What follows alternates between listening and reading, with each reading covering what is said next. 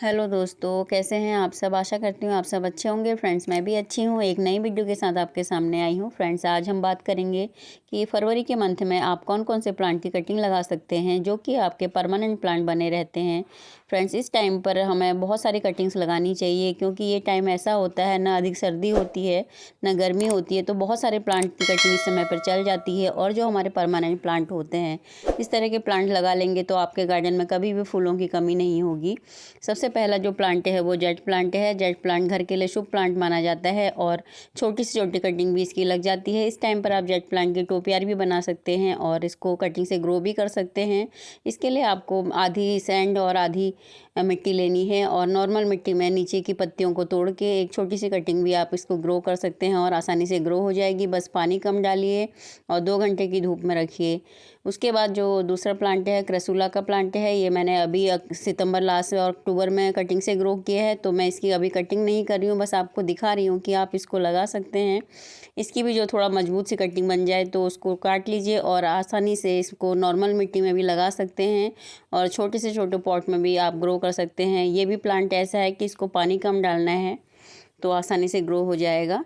Friends, अगला जो plant है वो विनका का प्लांट है, जिसको कि आप सीड से भी ग्रो कर सकते हैं, जिसको सदाबहार भी कहते हैं। इसका जो सर्दियों में ये डोरमेंसी में रहता है, लेकिन इसके बहुत सारे कलर्स के फ्लावर होते हैं। हाइब्रिड नॉर्मल दोनों में ही पाया जाता है, तो इसको भी आप इस टाइम पर आसानी से कटिंग से ग्रो कर सकते हैं। छोटी से छोटी कटिंग भी अगर लगाएंगे तो ये आसानी से ग्रो हो जाती है और आने वाली गर्मियों में आपके घर गार्डन में बहुत सारे फ्लावर देखने को मिलेंगे रंग बिरंगे।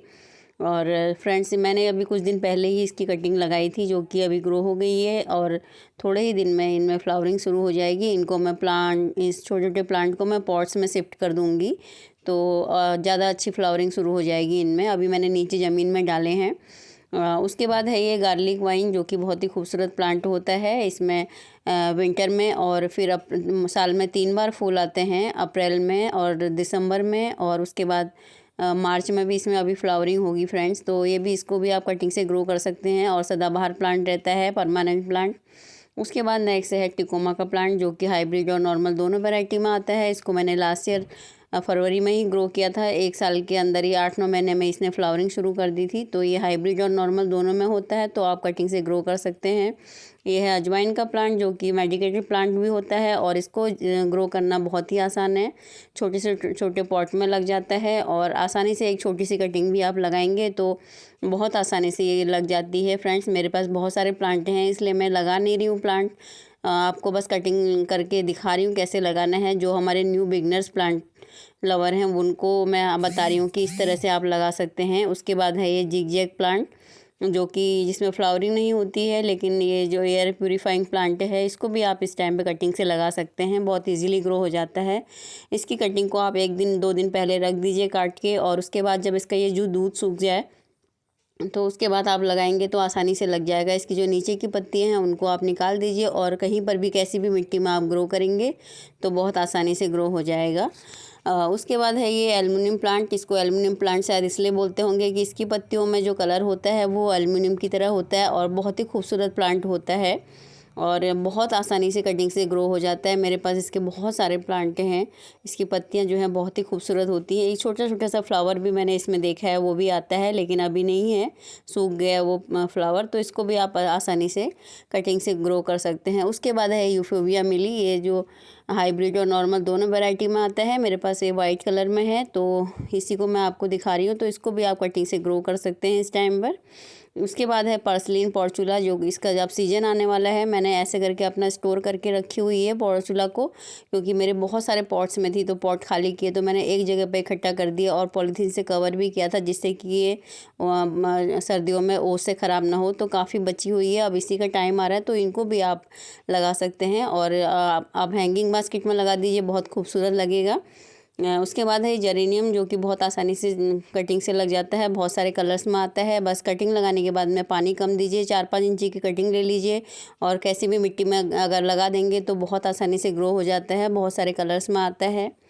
उसके बाद है स्पाइडर प्लांट, जो कि बहुत ही खूबसूरत प्लांट होता है। स्पाइडर प्लांट जो है अपने रनर से ग्रो हो जाता है और कटिंग से भी ग्रो हो जाता है। रनर इसके बहुत ज़्यादा बन जाते हैं, तो मैंने एक छोटे से रनर से ही बहुत हज़ारों प्लांट बना लिए। हैंगिंग बास्केट का बहुत ही खूबसूरत प्लांट है, इसको आप लगा सकते हैं हैंगिंग बास्केट में।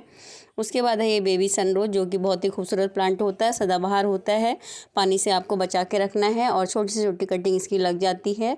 और पानी कम चाहिए होता है, धूप चाहिए होती है, और गर्मी की तेज़ धूप से इसको बचाए रखना। और बरसात में बचाएंगे तो ये परमानेंट प्लांट बन जाता है आपका। उसके बाद ये रियो का प्लांट है, जो कि बहुत ही खूबसूरत प्लांट होता है। इसको भी आप इस टाइम पे कटिंग से लगा सकते हैं। और उसके बाद है डबल बैकबोन, इसकी भी एक छोटी सी कटिंग आप ले लीजिए, थोड़ा स्ट्रॉन्ग सी कटिंग, तो ये आसानी से कटिंग से ग्रो हो जाता है और एयर प्यूरीफाइंग का काम करता है। बहुत ही खूबसूरत प्लांट है, परमानेंट प्लांट है, आपके गार्डन से कहीं भी नहीं जाने वाला, ये बहुत ही खूबसूरत होता है। तो मेरे पास बहुत सारे प्लांट बन गए हैं और गमले भी कम हैं, तो इसलिए मैं कहीं भी इनको नहीं लगाऊंगी, बस आपको कटिंग करके दिखा रही हूँ, लगा रही हूँ कैसे लगाना है। उसके बाद ये ब्रह्म कमल है, जो कि बहुत ही खूबसूरत इसमें फूल आता है, घर में लगाना शुभ माना जाता है।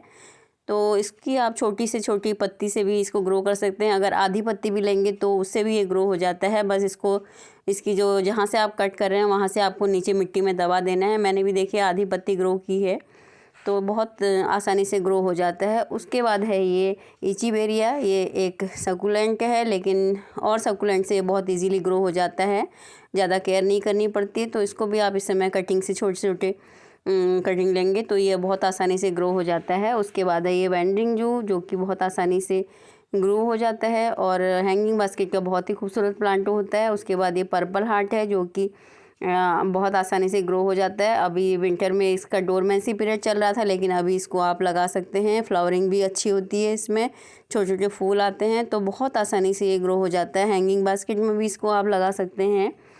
उसके बाद है ये टर्टिल वाइन। फ्रेंड्स, ये ऐसे प्लांट हैं जो एक बार आपके घर में आ जाते हैं तो कहीं भी नहीं जाते हैं। इसकी एक छोटी सी कटिंग आप ऐसे भी फेंक देंगे तो ये ग्रो हो जाती है। देखिए इस तरह से मैंने लगा दिया है, तो ये अपने आप ही जड़ें पकड़ लेती है, तो इसको लगाना बहुत ही आसान है। उसके बाद जो है हमारा क्लांचो का प्लांट है, जो कि बहुत ही खूबसूरत प्लांट होता है, बहुत सारे कलर्स में आता है और बहुत ही इजी ग्रोइंग होता है। सर्दी और में ज़्यादा फ्लावरिंग करता है। अगर गर्मी और बरसात में आप बचा लेते हैं तो ये परमानेंट प्लांट आपका बन जाएगा गार्डन का, और बहुत सारे कलर्स में आता है। पत्ते से भी आप ग्रो कर सकते हैं। सकुलेंट वैरायटी का होता है, लेकिन बहुत आसान से कटिंग से लग जाता है। पानी कम डालिए बस। और ये है गुलाब, जो कि आप आसानी से इस समय कटिंग से लगा सकते हैं। फ्रेंड्स, गुलाब की थोड़ी सी मोटी सी स्टेम ले लीजिए और उसके जो है वो फंगीसाइड लगा दीजिए। अगर आपको लगाना है तो आसानी से ग्रो हो जाएगा। उसके ऊपर और नीचे आप फंगीसाइड लगा दीजिए तो आसानी से ग्रो हो जाता है। ये है एक्जोरा का प्लांट। इस टाइम पर इसका डोरमेंसी का टाइम चल रहा है, मैंने इसकी कटिंग की हुई है, लेकिन अब फ्लावरिंग शुरू हो गई, तो आप भी इस तरह से इसकी वो थोड़ी सी मजबूत जो इसकी कटिंग होती है वो ले लीजिए और आसानी से ये ग्रो हो जाता है। इस तरह की जो आप कटिंग लेंगे मजबूत, तो इसको कहीं भी डाल दीजिए, नॉर्मल मिट्टी में भी ये ग्रो हो जाएगा। और हिबिस्कस को भी इस टाइम पर आप कटिंग से ग्रो कर सकते हैं। कोई सा भी हिबिस्कस है, हाइब्रिड या नॉर्मल वैरायटी का, तो आप कहीं पर भी लगा दीजिए तो आसानी से ग्रो हो जाते हैं। ये ड्रेसिना का प्लांट है। ड्रेसिना की बहुत सारी वैरायटी होती है, मेरे पास ये वाली वैरायटी है, तो इसको भी आप इस टाइम पर कम से कम आधा इंच या मतलब 2-3 इंच की कटिंग आप ले लीजिए तो आसानी से ग्रो हो जाती है। छोटी से छोटी कटिंग, मतलब कहने का मतलब ये है कि छोटी से छोटी कटिंग लेंगे तो ग्रो हो जाएगी आसानी से। बहुत ही इजी ग्रोइंग है।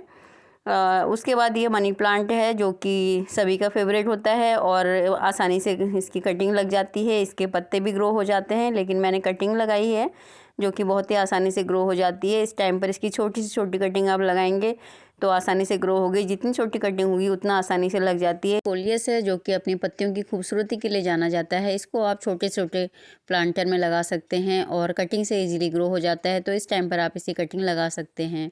ये गुलदाउदी है, इसके फ्लावर्स अब सूख गए हैं। इनके प्लांट जो पॉट हैं उनमें आप नीचे देखेंगे तो छोटे छोटे बेबी प्लांट निकल आए हैं, या फिर इनकी जो कटिंग है उनको आप लगा सकते हैं। एक ही पॉट में बहुत सारे कटिंग डाल दीजिए, तो जिससे अगले साल के लिए आपके प्लांट तैयार हो जाएंगे। 2 घंटे की धूप दिखाइए और पानी कम डालिए, जिससे आपको अगले साल के लिए प्लांट तैयार हो गए और आपको खरीदने की ज़रूरत नहीं पड़ेगी। फ्रेंड्स, वीडियो पसंद आए तो लाइक कीजिएगा, नए हैं तो चैनल को सब्सक्राइब कीजिएगा। फिर एक नई वीडियो के साथ आपके सामने आऊँगी। Bye bye, thank you, take care.